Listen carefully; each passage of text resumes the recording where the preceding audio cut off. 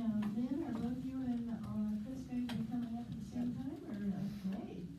So I'm going to introduce Reverend Lynn Rogers and Reverend Kristopher, and they are going to be talking about many exciting and interesting things. Whether it be, I'm not sure it's going to be twin flames or past life connections. You never know with us. So whatever it is going to be wonderful, I'm sure. So one more time, let's welcome. Yeah.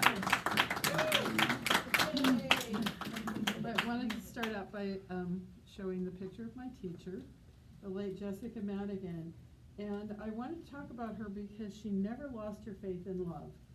She was orphaned at birth when her father died in an accident and her birth mother of a fever. And so she was taken to an orphanage where a wonderful, loving man who was metaphysical, kind of like Daddy Warbucks. He was a trustee. He just took her home. And he gave her a wonderful life. But he was a very sensitive man. And during the eve of the stock market crash, he took his life. And she was orphaned again. But out of all these experiences, she was a seeker like us. And she found, she deeply sought, and she found particularly the work of Edgar Cayce. And her favorite talk was about close souls. No matter how lonely we might feel at a given time in our life, we are reassured to know that we have not only the love of the Creator and the love we give to bless others, but we each have a soulmate, we each have brother-sister souls, we each have animal familiars, and we each have a guardian angel. And those particular souls click with us the very best. And so Jessica talked about all of that. I wrote about it when I did my graduate work at Cayce's Institute about twin souls. But that there is, from around the world, this eternal idea of a complementary soul and close souls. The Edgar Cayce readings even describe Jesus as coming from Emilius, who was an androgynous being, along with Mary and brother-sister souls, and that they sort of, like us, came into the earth realm, angels having an earthly experience. And when it came time to come into human bodies, there were, for each angel soul, 5 Adams and 5 Eves in each of the races of the earth. So there's a part of our soul that went into each race, and we form like a 10-point, like a star.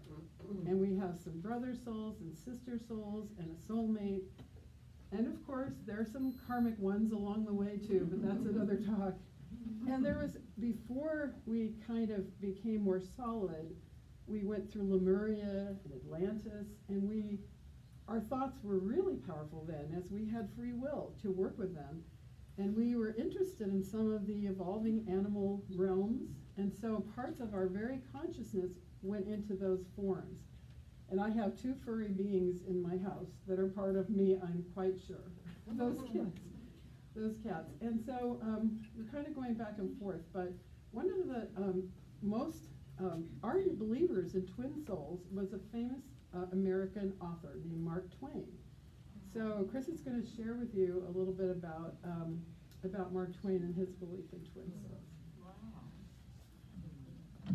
Okay, out of Jessica Madigan's book, written as My Lane, Twin Souls, The Eternal Love, Jessica wrote as follows about Mark Twain. It says, Mark Twain's many dreams centered around a young girl, whom he called by many names, according to the time and place of the meeting. Once he found her in a little town in Missouri. She was walking ahead of him on an old bridge, her head slightly bent. He caught up with her, and there was an immediate recognition and feeling of kinship there, as if they had known each other for all eternity. They spent the day together in a tiny Missouri farmhouse. A holiday turkey graced the red-checked tablecloth, and a sleek gray cat lounged lazily before an open fire. Finally, after a day of complete happiness, she left him, going through a door. He searched for her with a sense of overwhelming loss, but he was unable to find her. perhaps this had been their most recent incarnation together. She had left through God's other door, that door called death. Again, after another personal tragedy in his waking life, he discovered her in a magnolia forest in what seemed to be Mississippi. The same sweet sense of kinship was there between them as before, but now he knew her by a different name. And as we go through our lives, we meet people who seem to have a connection to us, light up our lights, or seem very interesting and familiar to us as we go through these experiences, and we often wonder why. What is that association? Some people might say we're seeing the God in the other person, the God in all people, the God of all faiths, the God of all creeds. And yet, these are mysteries, surprises for us. Where have we seen them before? And Lynn likes to refer to a movie about in heaven where before people and souls return, they're giving a forgiveness shot where they cannot remember. Forgiveness shot. Yeah, so we have to relearn these things and break down the barriers. But that knowing somebody, I think these are triggers to allow us to recognize that we are all one. We're all on this planet in different phases at different times. Well, with Mark Twain, he also dreamed that he was in Hawaii with his soulmate, and he dreamed that they were older at the time of the philosophers in Greece. And so we do, in the reincarnational theory, we do change race at times. We occasionally change gender. Jessica felt we kind of had a polarity, like you and your soulmate, your one right here, maybe you're 60% feminine, 40% masculine energy, and your soulmate the reverse. And sometimes people are in a body form that's a little different than the essential polarity. It's all very complex as we journey along the path. Jonathan and David in the Bible, she felt, were an example of actual twin souls in which Jonathan, being a little bit more the feminine polarity soul, had come in the masculine vehicle as they were in that Old Testament experience. There are lots of examples of twin souls currently that I've researched. John and Yoko Lennon felt that they were twin souls. Even though they come from different races and parts of the world, they knew in their hearts that they were very close souls, and they did journey down to the Edgar Cayce Center to find out more about it, I heard. So there are so many examples in history. St. Francis and Clare are interesting ones because they were well-to-do kids of Assisi, kind of like Bay Area kids that we know in the 60s who said maybe getting all the material things isn't the answer. Maybe I want to be more like a Native American and live more simply. So they gave up a lot of their wealth and they started to serve the poor and they started to live a simple life together. And we live in Santa Clara Valley. We live near San Francisco.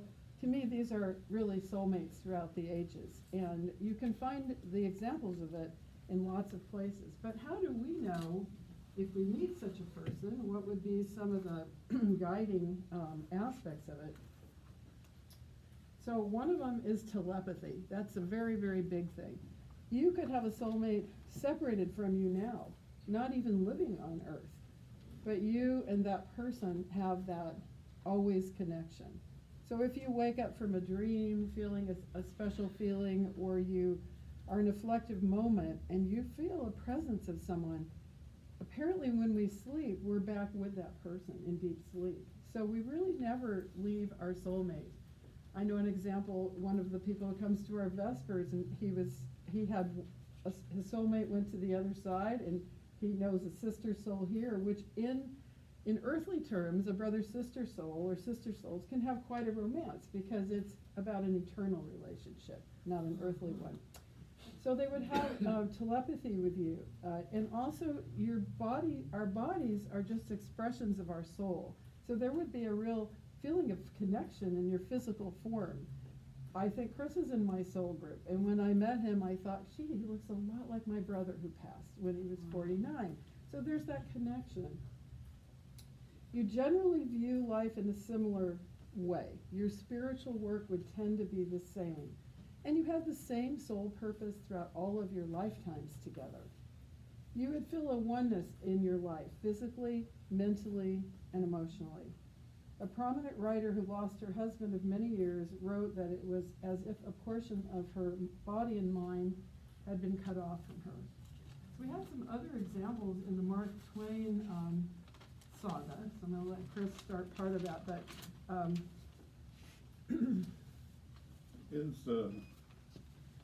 in the past life research and that and readings, Lynn has come to the conclusion that I was Mark Twain, Or which knew it- him. or knew Or- him, was very familiar with him. And at first being skeptical of that, I thought that was a little, but then we start digging into pictures of Mark Twain's life. Kinda look like it. Yeah. it was And- Vanessa's friend Joey Furman, who's special needs, and he's so psychic. And he felt he had might have lived before as Robert Louis Stevenson. And when he saw Chris, he said, "Oh, my old friend is back." So we started looking at it. We weren't sure. A lot of times it's either you or you lived a life like that. Yeah. So in looking at the pictures of Mark Twain and his son, Orion looks remarkably similar to my current son, Cameron. Orion was Yeah. Twain's older brother. Yes, and he was 10 years older than Mark Twain, and he had a number of experiences where he had started a newspaper, and he never really thrived in those, how do you say it, and before I go too farther, I must, for those that don't read a lot, Mark Twain is the one that wrote Of Life on the Mississippi. He wrote Tom Sawyer and Huckleberry Finn, and within that he had some moral messages that he was trying to communicate about race relations and treating others as you would treat yourself. And in my son's case, as Orion was not the best businessman in what he did, but he was a very good spirited person, cared about other people, and the similarities in facial structure and his, I guess, basic core spirit values seem remarkably the same. And my other son, Trenton, has a remarkable appearance Henry. similarity to Twain's 2-year younger brother, Henry, who Mark Twain had tried to initiate him into the life on the river. They had the steamboats, and in trying to encourage his brother along, he got him a position on a steamboat, and that steamboat had an accident in which his younger brother was seriously burned, and he before he passed, Mark went to visit him, and he just fell to his knees and was incoherent in grief that he had, I guess he felt misled his brother into this.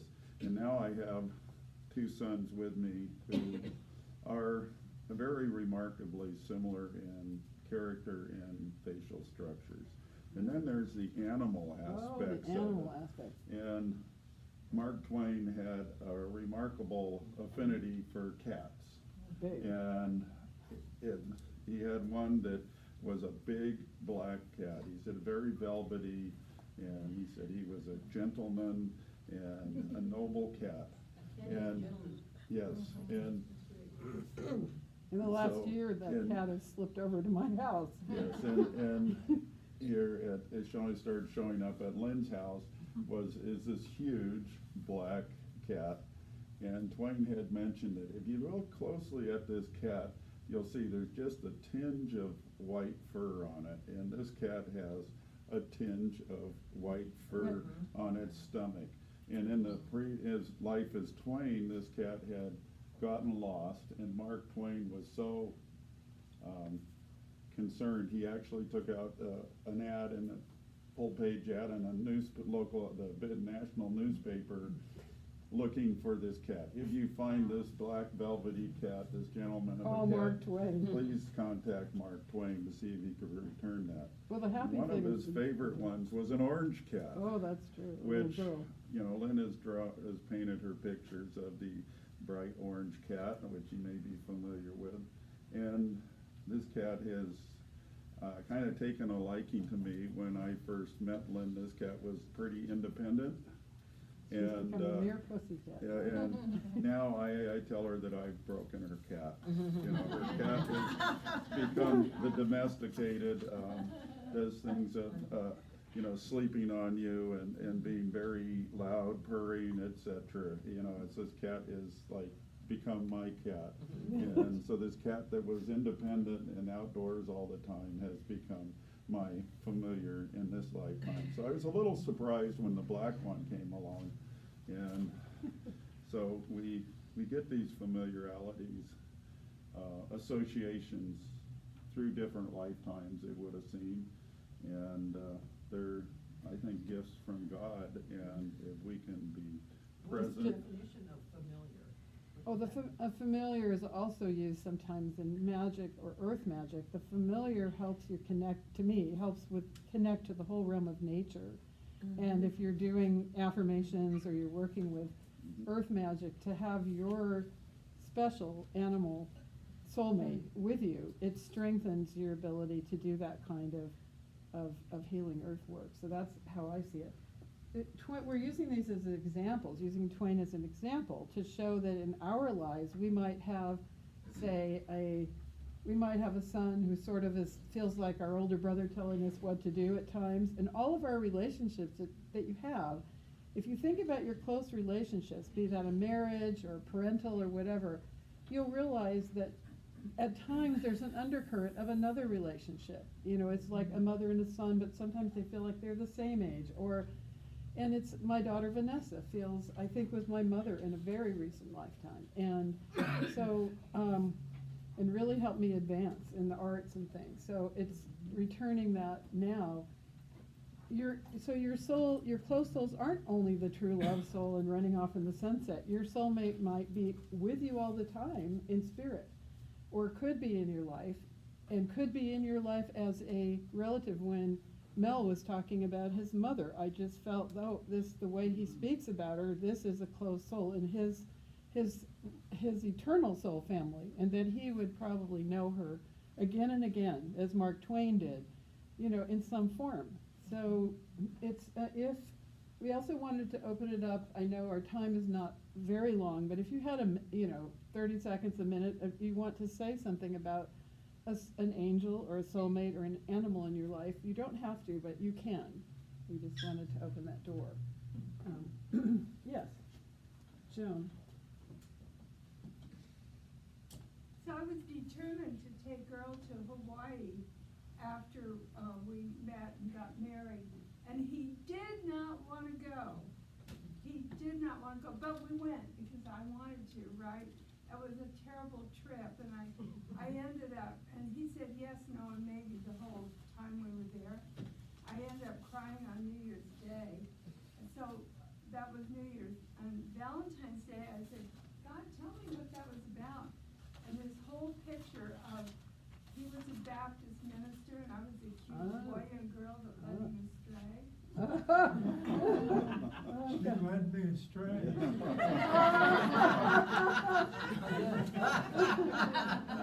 Was there a hula involved? And I'm still leading him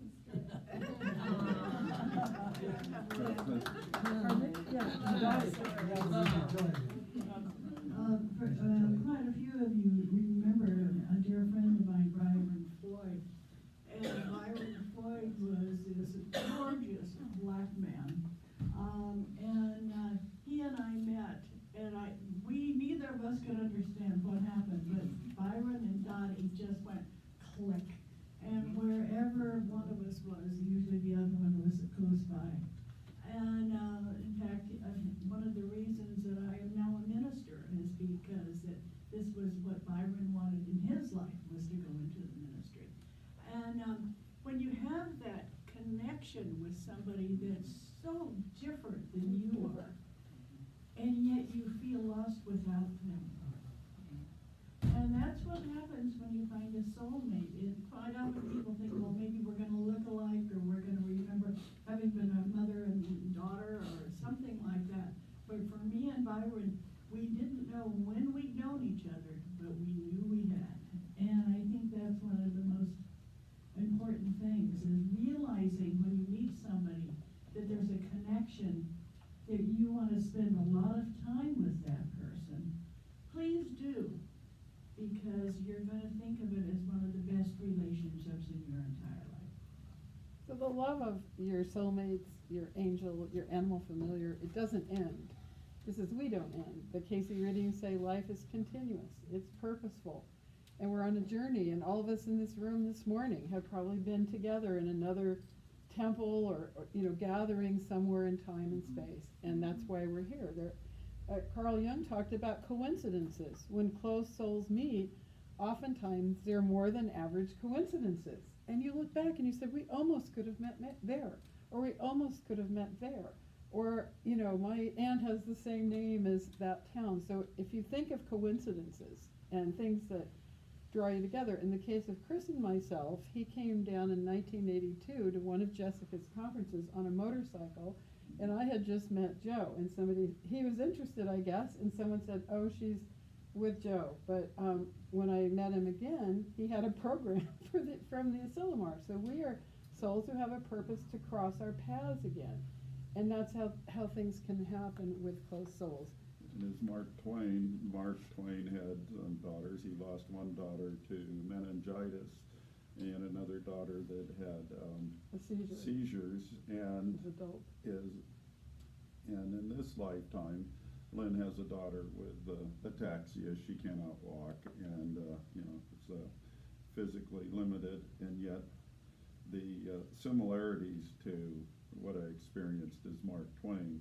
There was another incarnation that we stumbled across, is Robert Walker, the actor who was in Alfred Hitchcock's movie Strangers on a Train, and he was raised in Utah and had experiences there, and went on and met a young woman, a fellow actress at a acting school, and got married, and they came out to California, Hollywood, and one of the directors there was interested in his wife, and he broke up their marriage and their two children. Anyway, Robert was upset with that, and those feelings and emotions seem to carry over into this lifetime, unexplained, how would you say it, feelings and experiences, why I was cautious about not wanting to go to Hawaii, like some people might have experienced, carried over into this lifetime. And knowing what this past lifetime experience was has helped me to understand some of my trepidations in this lifetime, and helped to put them behind me. Hopefully I've grown enough to get beyond those. So sometimes a past life experience can trigger a karmic feeling. All of a sudden you're just washed over with feelings, not just from this life, but a wound from the past comes up. So when Chris had a similar circumstance in an acrimonious divorce and two little boys again, those emotions come back, because Walker, if it was he or the pattern he lived, Walker's life was cut short. And sometimes we come back. He was born in the same area, in the Pasadena area, and we meet and walk through those difficult experiences. If Jessica had given way with the losses she experienced, loving Casey's work, she was immediately recognized by his son as a wonderful lecturer for the work, and she was contributing in the Casey's Twin Soul secretary. She said she did tremendous things for the Casey work. But there came a point where, when the son, who was married, and Jesse was married, and would travel, and they would have such animated discussions. I interviewed a young woman who'd had hysterical blindness, who said that she would sit at the table and they would talk about the fine points of the reading. Jessica felt that this son of Casey could be one of her very close souls. And he challenged her to, since she was so psychic, like his father, to have some dreams, and she started to tune into lives they had shared. And that was a little bit much for him. As legend has it, when they were traveling once, he said, Jessica, when I married my wife, I took a vow never to tell another woman I loved her. Well, there is a woman in California. Well, she knows how I feel. But when Jessica's charisma and warmth and more of the New Age attitude that we share here kind of butted up with some conservative elements, it was very easy for him to let her kind of be put out, in a sense, to go on her own way, which turned out to be a wonderful thing for the young people in California who found her at Asilomar. But it was another loss, and she had dreamed that she had been in China and had been the young mother of twins, married to Casey's son, and the older son, and that it was a marriage, a very happy marriage, but it was the custom that he had to marry someone else, that he took her older sister as a wife, and she was so upset that she took her life, which led her to have that experience with her foster father. One of the things, though, through all of it, it deepened her understanding of the karmic patterns we have, and she never lost her faith in love. And so I really encourage us now, as we go forward, I'm concluding, in my love, that we also think about the loving comfort that our relationship to Mother, Father, Creator gives us, to sharing love every day that brings us blessings, but also know, either with you or watching over you or yet to meet you is your soulmate, your brother, sister souls, your animal familiars, and most importantly, your guardian angel. So we thank you for letting us share with you today.